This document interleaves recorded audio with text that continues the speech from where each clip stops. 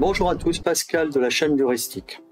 Alors aujourd'hui, je vais vous expliquer comment calculer la rentabilité d'un placement financier avec Excel ou tout autre tableur comme Google Sheet. Alors, quel est le problème qui est posé?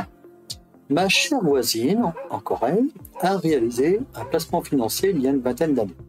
Donc chaque trimestre, elle versait une somme d'argent fixe à sa compagnie d'assurance et la compagnie lui a indiqué que son placement arrivait à terme et qu'aujourd'hui il était valorisé 14 000 euros. La question est la suivante: quelle a été la rentabilité de son placement? A-t-elle fait plus ou moins qu'un indice de référence comme le CAC 40 ou tout simplement l'inflation?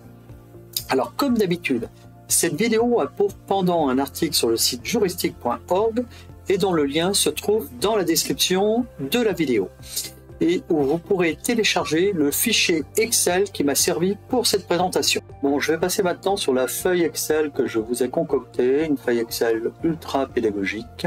Alors, j'ai mis sur... j'ai mis des codes couleurs, j'ai mis sur fond gris donc tout ce qui était donné, et j'ai mis sur fond bleu les variables. Et je vous ai mis en caractères rouge et en gras donc les cellules qui étaient les plus importantes. Alors donc il y a trois tableaux, trois blocs. Le tableau pour faire le calcul ici à gauche, le tableau sur l'environnement qu'on verra tout à l'heure, et les arguments de la formule VC qu'on va utiliser donc, pour le calcul de la rentabilité. Donc cette formule VC, elle a quatre arguments importants. Le premier, donc, c'est le taux d'intérêt. Le deuxième, c'est la durée du placement. Le troisième, c'est l'apport que vous faites régulièrement.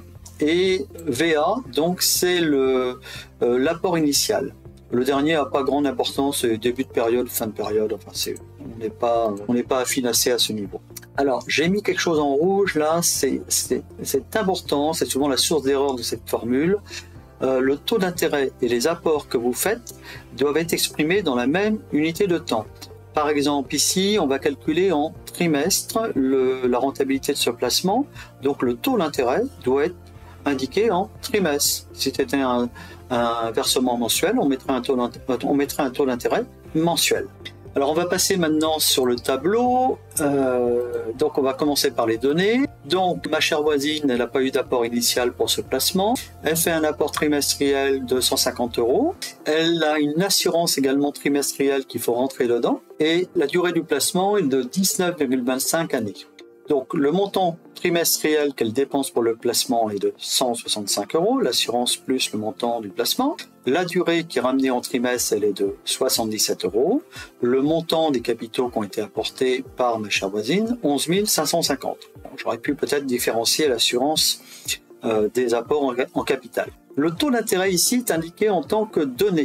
Et donc j'ai mis arbitrairement un taux d'intérêt de 2%. Donc ce qui me fait une valeur future de 15 450,77.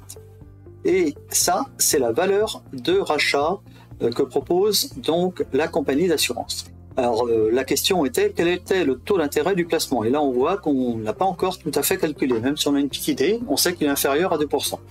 Alors pour ça on va utiliser donc la fonction valeur cible ou la fonction solver qui se trouve dans analyse de scénario du menu données. Je vais aller sur valeur cible, donc là j'ai trois arguments. La valeur à atteindre c'est 14 000, je ne peux pas indiquer de cellule. La cellule à modifier, donc c'est le taux d'intérêt, et la valeur à définir, c'est celle qui contient la formule, donc c'est la B10. Et je fais OK.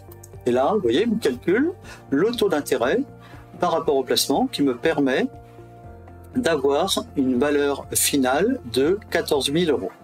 Donc on a un placement qui sur 20 ans a rapporté donc un peu plus de 1%.